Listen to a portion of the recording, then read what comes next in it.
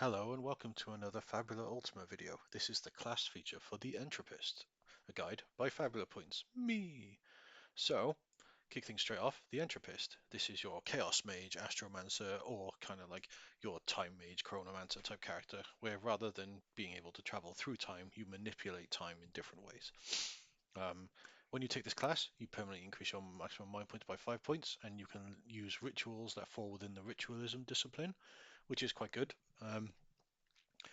We later get the ritual entropism, but we'll go over that in a moment. So let's fire through some skills. Absorb MP. You can take this 5 times, and as you suffer damage, you may immediately recover skill level times 2 mind points. So for 5 levels, which is half of what you're able to do for Entropist, you can recover 10 mind points every time you suffer damage. Now, I don't really like this. There's ways you can use it to your advantage. So, like, if you were a Dark Blade first and kept wanting to use your Dark Blade skills, which cost magic, which then hurt you, you can get magic back. So this is a way to augment other other classes. But as a standalone, like if you want to main an Entropist, like this relies on you getting hurt and you're a bit squishy. And the way attacks happen in Fabula Ultima is enemies attack people at random. So unless you have skills to provoke them, which the Entropist doesn't get, um, then this isn't very good, I don't believe, like especially for the amount of points you can put into it. So unless you were specking it into Entropist from something else, I wouldn't bother. Entropic magic. Each time you acquire the skill, learn one Entropist spell. Offensive Entropist spells use insight and willpower for the magic check. So this is kind of the same as your Elementalist, but uses for entropy skills, obviously. Next one is one of my favorite skills in the game. I love this so much. Lucky 7. You have a lucky number, and at the beginning of each session, the number 7. Once per scene, after you perform a check, you may replace the value shown on one of the dice you rolled with your lucky number, even if this would give an impossible result, such as a value of 7 on a d6. If you do, the replaced value becomes your new lucky number. So say if you perform a check and you roll like a 7 and a 2, you can swap the 2 with a 7, and then you get double 7, which is a crit. You then have a 2, which is slightly less useful, but if there's an attack, say if you roll like, I don't know, a 2 and a 6, and you know it's going to miss, you can replace the 6 with a 2, so you roll the 4, which if you're a Fury, you can still crit. But if you go back to my, if you want to look at my crit bonder video, I explain how, but I'm not going to talk about that here. Yeah, and then you'd be able to swap the 2 for a 6, and then you're more likely to crit again. So there's ways to make it work, but I really like it anyway to be able to crit again and then be able to invoke more to create bonds or use opportunities is really good by me.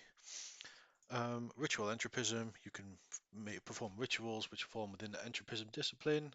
Like I mentioned before, like that's quite good. And then the kind of more unique one, which is stolen time. So during a conflict, you may use an action to interfere with the flow of time by spending up to skill level times 5 mind points. And you can get 4 points in this, so you can spend up to 20. For every 5 mind points you spend this way, choose one option. Choose one creature you can see suffers slow, one creature you can see recovers from slow, or one creature you see immediately perform the equipment action for free, or choose one ally you can see who is yet to make a turn during this round. The ally may take the turn immediately after yours during this round. So I've kind of changed my mind on statuses a bit. They're actually a bit stronger than I initially thought. So let's quickly take a look at slow. So if we bring up a character sheet, just a blank one, let's move that over. So slow here would lower your dexterity dice, and your dexterity dice is often your defense, because most armors are like, or the light armors at least are dexterity die defense or dexterity +1. So by casting slow on someone, unless they're like super heavy armored and it's not based on dexterity, they are easier to hit, and depending on what they use to attack, they might find it harder to hit. So, and then obviously recovering for that is great. I'm not sure how often people will perform the equipment action. Like say if someone's like really hurt, then being able to let them heal is pretty fun. So you can use this quite well. But yeah, so how I would probably build this, I'll go over Entropy Magic in a second, is I'd probably put 2 points into Stolen Time so that I can slow people and possibly get someone to have another turn. Um, the main thing here, each option can only be chosen once per use of this skill. Yeah. So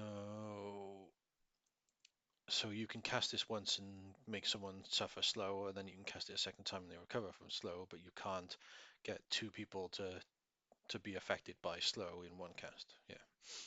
Right, sorry. Yeah, 2 skill points in Stolen Time. I put one in Ritual Entropism, one in Lucky 7, which is 4, and then I put 6 in Entropic Magic to get magic. Speaking of, let's take a look. Entropist spells. So, let's go down slightly. Acceleration.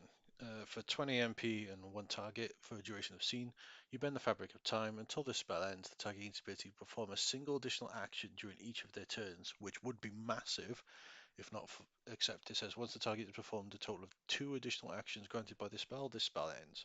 So that's still pretty good, especially if you have like an elementalist who has the Bimagus heroic skill, which also we can get as an entropist, where you'll be able to then use that twice and then you can cast 4 spells in one turn. It would massively blow through your MP, but if you need like a if you like if you're in a fight that needs to be resolved quickly for story reasons, you can use this to make your hardest hitting character hit more often, which is great. Anomaly, 20 MP, one creature. For scene again, you may alter the nature of your target until the spell ends. If the target would suffer damage of a type they absorb or are immune to, they instead are treated as if they're vulnerable to that damage type. Once this happens, this spell ends. So that's again, if you suddenly need to hit someone really hard, and you've got like say like I'm just gonna use Elementalist because they're the ones that can use different like attack kind of affinities better. So if someone's absorbs fire damage and you really want to hit them with a big fire attack, you can cast this, and then they can hit with the attack, and instead of not doing any damage, it does extra damage, which is great. Dark Weapon. So that's MP cost 10. You equip or it targets a weapon, and you imbue the weapon with dark energy. Until the spell ends, all damage dealt by the weapon becomes of the dark type. If you have that weapon equipped while you cast a spell, you may perform a free attack with it as part of the same action. Spell can only be cast on the weapon equipped by a willing creature. So if, say for example, if you were like some kind of Blade Master um, type character and you wanted to do dark attacks, you could cast this and then be able to attack for free. So like this is a pretty reliable source of granting people dark damage, which if you don't have a dark blade, is quite scarce. So if you're suddenly in a fight where everyone's weak to dark, then this is one where you can power up your martial classes. It's quite situational, but we've got quite a few different spells to choose from, so you might want it. But the next one is Dispel. I love Dispel so much. It's MP cost 10, targets one creature. You release a wave of negative energy, cleanses all magic from the creature. If the target is affected by one or more spells with the duration of scene, they are no longer affected by any of those spells instead. So quite often, especially with boss fights, they might power up and then be able to get like scene lasting magic, and you can just dispel it straight away. There's no kind of saving throw. They just it hits automatically. You just dispel it. So if you if you fight a boss that likes to power up, this is a must-have. If you're come across someone who might be cursed or something, you could try dispel. It might help. Like this has got lots of benefits, so this is one I would definitely take. Next one, divination. MP cost 10, target self for the scene. You glimpse briefly into the future until the spell ends. After a creature you can see performs a check. If it was not a fumble nor a critical success, you may force the creature to reroll both dice. Once you have forced 2 rerolls this way, the spell ends. So yeah, this is another one really great on like a boss fight. where you can cast it on a boss. You can like try and force him to miss. Yeah. Okay. Drain Spirit. So this is an offensive one. MP5 targets one creature. You consume a creature's psyche. The target loses high roll plus 15 mind points. Then you recover an amount of mind points equal to half the mind points lost they suffered. If the loss was reduced to 0 in some way, you recover none. So this is like if you're up against spellcasters, you can drain them of their magic, make them less effective while gaining yours back. And because you recover equal to half the mind points of the loss, and it's HR plus 15, you should always get more magic back than you cast. So I think this is a must-have, especially if you're a spellcasting class who wants to dip into the Entropist. This is a great one to top yourself up with. The next one, Drain Vigor, is exactly the same, except they take high roll 15 dark damage, cost more MP, and then you recover hit points equal to half the hit points they suffered. So we've got recover magic points, we've got recover hit points. Next one is Gamble. This is a tricky one. So the MP cost is up to 20. This special target for instant duration. You summon a vortex of chaotic energy. Roll your current willpower die once for every 10 mind points spent while casting this spell. Then keep the single die you prefer. The number on that die determines the effects of this spell. So you see here we got the dice roll. So if you roll a 1, you lose half your current hit points and half your current mind points, which is massive. You don't want obviously you don't want that. 2 to 3, each creature present on the scene, including yourself, suffers poisoned. So if we get that character sheet back up, I closed it. So let's keep it short. So poisoned is might and willpower. So everyone gains less because HP is might and MP is willpower. So by doing that, they'd lose a might and a willpower dice, so they could get less HP and less MP, which is massive. For a 4 to 6, each creature on the scene, including yourself, suffers slow. So slow is just dexterity down, but that's half the roll. So obviously 4, 5, or 6. If you've only got a d6 for your willpower die, you got a 50% chance of doing this. 7 to 8, choose up to 3 creatures you can see. Each of them recovers 50 hit points and also recovers from all status effects. This is massive. This is a really good one, but again, it's a gamble.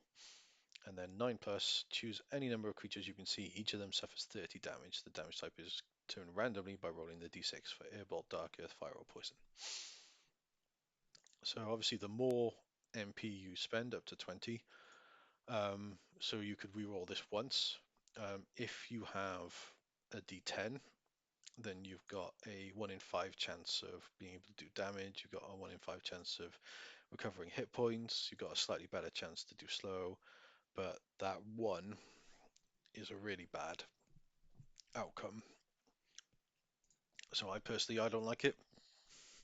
Like if you're running a one shot, then great, why not? Sounds fun. But for a campaign, like I wouldn't, I wouldn't want to gamble and gamble.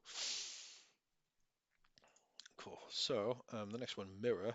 This is like your kind of reflect spell from Final Fantasy games. 10 MP, targets a creature. Until the spell ends, if an offensive spell is cast on the target, creature who casts the offensive spell will be targeted in their stead. Once that happens, the spell ends. So if you're about to be hit by a massive magic attack, you can cast Mirror. If it hits you, because like I said before, enemies target player characters randomly, then you'd mirror it back to them. So if you had a few turns to set this up, you could mirror everyone, or if you had 2 people who had access to Entropist spells, that would make it faster. But because of how random the damage is, like you may set this up hoping for like a really strong attack to hit you, and then it may hit someone else instead. Omega, this is an offensive one. You invoke Doom on your foe, turning strength into frailty. Target loses an amount of hit points equal to 20 plus half the target's level. So this one, I mentioned bosses a lot because like Entropists are really strong against bosses, but when you're fighting a boss, they're typically higher level than the minions around them, so they lose more health. They'd also have more health, but this is just for 20 MP. he just loses health. But also, what was I going to say? It says the target loses an amount of hit points. It doesn't say on a hit. Say, for example, for this Umbra, if you look at it, I'm skipping ahead. It says each target hit by this attack suffers high roll dark damage. Right? Omega doesn't say that. It just says it loses. So we don't even have to roll to hit. It just works. So, like, if you know they've got 20-ish hit points left, you can cast this and kill them. But it's just an attack doesn't miss. And then stop for 10 MP, targeting one creature. Trap a foe inside a circle of altered space and time. Target will perform fewer actions on the next turn to a minimum of 0 actions. So this can stop like someone from acting. So like if there's well, bosses will attack more often than players, so it's not that good with bosses. It might slow them down a little bit, but say if there's like an NPC that's doing the objective action every turn to try and hinder you, you can stop him to give yourself some more time. So this has like some application, but I often find in games like this the strongest way to stop someone is to knock them out or kill them. So it may not be that effective, but in certain situations I'm sure it will be. And then Umbra I kind of touched on. Uh, MP is 10 times target, up to 3 targets. Storm of Dark Energy turns matter into ash. Each target hit by this spell suffers high roll plus 15 dark damage. This has an opportunity, so when you crit, each target hit by the spell suffers weak. So that's a lot of spells. Not many offensive spells that deal damage. They're more situation spells that are able to like change the course of a fight. So have a think about what kind of entropist you want to be and what ways you want to be helpful to your team before going over spells. But spells aren't everything, because we also get some heroic skills. So let's bring that up. So where are we? The first one is Comet. This is like the Elementalist skill Meteor, but for an Entropist. So it's MP cost 50 with a special target. You rip open a large portal to the cosmos, calling down astral debris from the gaping void. Choose one option. Either one creature you see suffers 60 damage, again with no roll, or you choose any number of creatures you can see. Each of them suffers 40 damage, and these amounts increase by 5 if you're level 20, or by 10 if you're level 40. Each damage dealt by this has no type that's been unaffected by damage immunities, which is where it differs, because obviously the Elementalist's Comet not Comet, the Elementalist Volcano is fire damage, but if someone's weak to fire damage, it would then cause double damage. This doesn't have that option. So in that regard, it's slightly weaker, but it's still pretty powerful. And because you're lacking a few offensive spells, this is a great one to have. The other kind of one from the core book is Powerful Spell. Let's go to P. Powerful Spell. So we've covered this one before with the Chimerist and the Elementalist, and it'll come up again later with the Spiritist. When you cast a spell that deals damage to one or more creatures, spell deals 5 extra damage to each creature. Increases to 10 if you're level 40 or higher. So if you're like an offensive mage, this is great. Like, I don't know whether I'd want to take Comet instead of this, but this, like all of your spells dealing extra damage, like it can't hurt. But they're the heroic skills from the core book. If we jump to the High Atlas book, we've got Bimagus, which we've covered with the Elementalist. So once per turn during a conflict, if you have an arcane weapon equipped, you may use an action to spend 20 to 50 mind points to perform the spell action for free twice, casting 2 spells without needing to pay their MP costs. If you do, the 2 spells must have a combined total MP cost equal to lower than 20 plus the amount of MP you would have spent, and the second spell must have a total MP cost equal to lower than half of the total MP cost of the first spell. So, if you have a spell that you want to cast that costs 40 MP, and then you have another spell that costs 20 MP, you can do that, as long as you spend um, 20 MP, no, 60 MP, as long as you spend 40 MP and get the extra 20. So this is a way to get 20 MP worth of a spell for free and to be able to cast 2 spells in one in one turn, which is incredible. Like, there's a reason why you must master two or more classes, and your character must be at least level 30 before you get this, because this is enormous. Like, what are the best hero skills in the game? Like, by far. But there's a few more to go over. So the next one we've covered already before, fast rituals. When you initiate a ritual during a conflict scene, ritual clock is created with two fewer sections than normal to a minimum of 4 sections. If you're the kind that does rituals a lot, this is great, but you're able to learn this. Say, for example, with the Chimerist, if you pick a Chimerist, whereas the Bimagus, for some reason, I don't know why, doesn't let you pick Chimerist, this Elementalist, Entropist, or Spiritist. So you can get Chimerist to 10, so you can pick the fast rituals or a Chimerist one, and then you can get Elementalist or Entropist, or one of those to 10, get their one, get the third one to 10, you're now level 30, and then you can get that.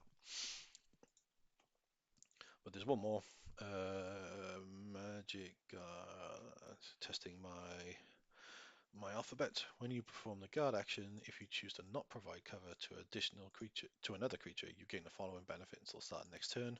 When a creature you can see cast a spell after the creature pays for the spell's MP cost, you may spend the amount of MP equal to 10 plus the spell's MP cost in order to stop the casting of the spell and negate its effects. Spell isn't cast, but the creature is still considered to have spent their action. So, if someone casts a 30 MP spell, you can perform the guard action and then pay an extra 10 of that 10 on top of that, spend 40 to negate the spell. And like I've mentioned before, if you have a Chimerist on your team who likes copying monster spells, this won't allow them to do it because it completely stops the spell. So they won't be able to copy it. So that's just one thing to take into consideration if you're going to be the kind of person who wants to shut down caster spells. So there we have it, the Entropist. I really like the Entropist. I don't think it's particularly powerful to start with, like because a lot of the things that we get, like the ability to manipulate different, like to be able to dispel stuff or mirror stuff or be able to change outcomes of fights, kind of are more impactful with bigger fights, and you get bigger fights later in the game. So I think an Entropist is going to be a great class to spec into from other spellcasting classes, but I don't think it's going to be that great to start with. But obviously, if you want to start with an Entropist, that's totally fine. Like, it is entirely up to you what you want to play. That's just my opinion. But anyway, that'll do from me. Thank you very much, and I will see you for the next video. Goodbye.